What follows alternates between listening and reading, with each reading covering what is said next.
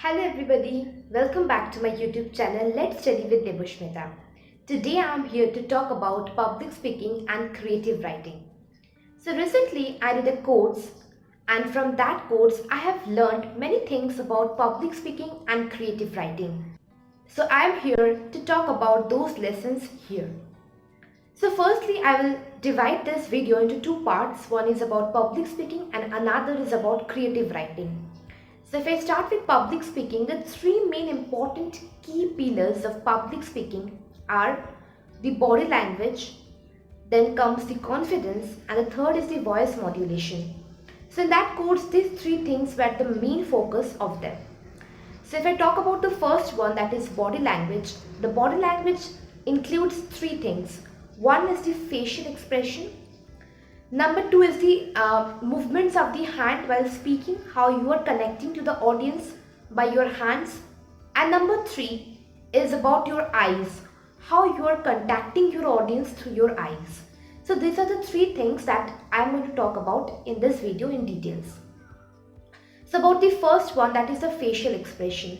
Whenever you are speaking in front of any people or in front of your audience, the things that you should keep in mind is about your facial expression. Whatever you are speaking, your face should give a view of that.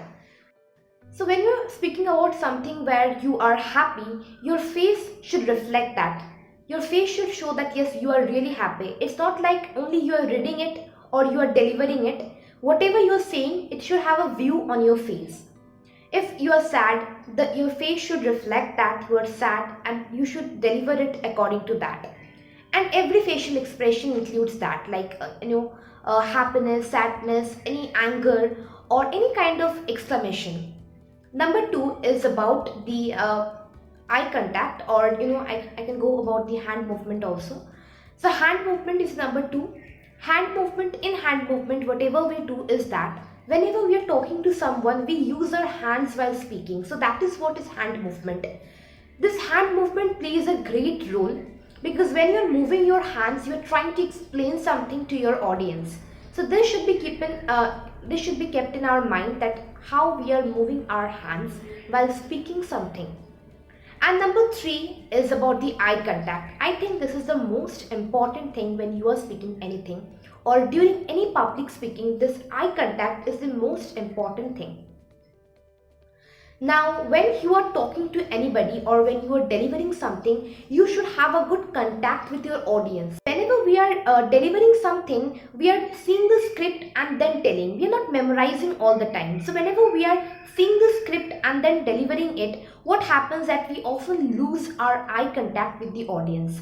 We just become busy in looking to our script.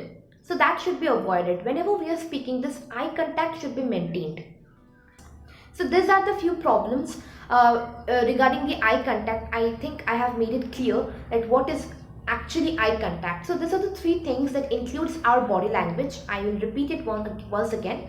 Number one is the facial expression. Whenever you are saying something, your face should reflect that. Any expression that you are saying, your face should have a reflection of that.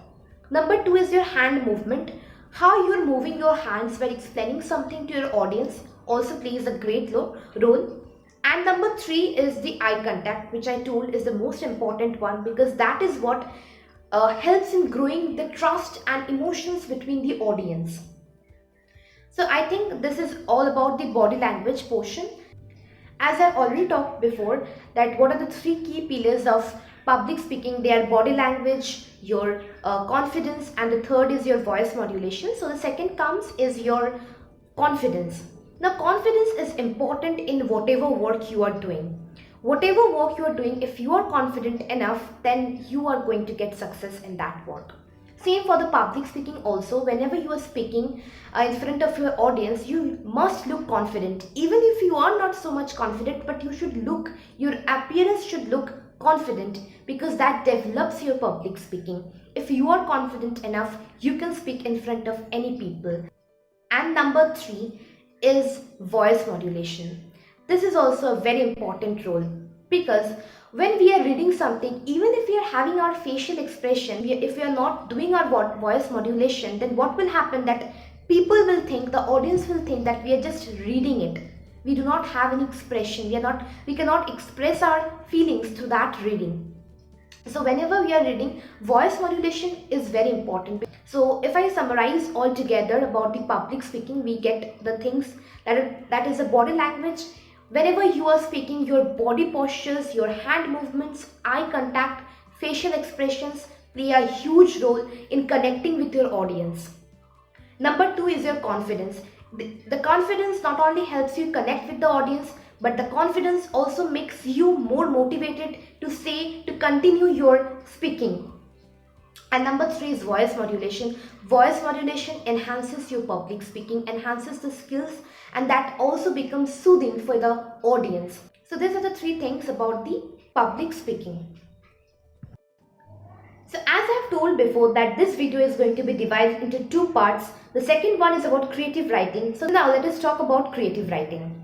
So basically creative writing also includes three main things. One is ethos, number two is pathos, and the last one is logos.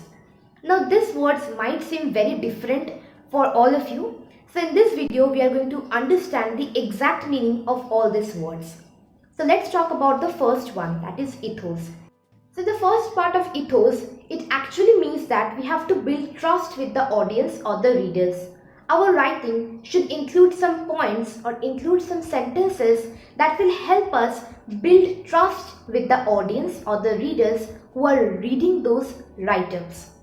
So it's very simple, and I will also give you some examples that will help you understand what actually it means and how can you implement those in your writings. Now let's move forward for the second one, that is pathos. Pathos actually means we have to build an emotional connection with the audience.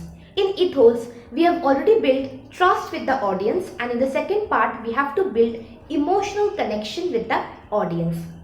And the third one is logos. Logos actually means that whatever we are writing should have a logic behind them. That should not be irrelevant. So I have told about ethos, pathos and logos. I think those points are clear, but now I am going to give you a very beautiful example that will make you more clear about those points. So now let us talk about deforestation. So I have taken this topic, deforestation, and it's a very easy topic. It will help us, or it will help us to understand how can we implement ethos, pathos and logos in our creative writing. So let us assume that we are going to write something, or we are going to write a write-up on deforestation. So in the first sentence, I will write that what actually deforestation is. It's cutting of trees, as we all know. Here I'm not including any ethos, pathos or logos, but the second sentence that I'm telling that deforestation is very much harmful for the environment. Whenever I'm saying this sentence that it is very much harmful for the environment, what I'm including is that the trust. I'm including ethos here. I'm connecting with the audience. I'm trying to build up trust with the audience by saying that it is harmful for the environment. So in the second point, we can include that through deforestation, lots of plants die and animals lose their home, birds lose their home. So what we are trying to include here is pathos. We are trying to connect with the audience emotionally. That is, we are building emotional connection with the audience. We are trying to give some sympathy to the plants. We are trying to give some sympathy to the birds, to the animals, and through that we are actually emotionally connecting with the audience. And number three is logos, logical reason. Why is deforestation harmful? Because it leads to flood, it leads to soil erosion, and then it is leading to global warming.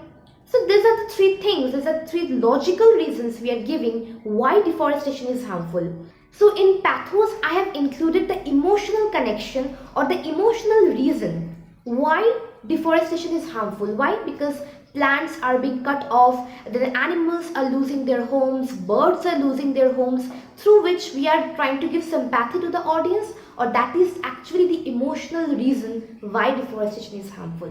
But there must be some logical reasons too, and that only we are including in the logos portion.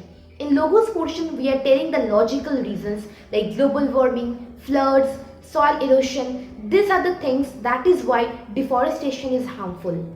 So I think through this example, you have got a clear idea what are these ethos, pathos and logos. And if you are going to include these three things in your creative writing, I think that your writing skills will improve a lot. This will try to cover all the points that you should have in your creative writing. So that's all about today's video. I think you all have learned something useful from this video and you all have enjoyed this video. If you have enjoyed this video, do give a thumbs up and also subscribe my channel for further more videos. Thank you. Bye.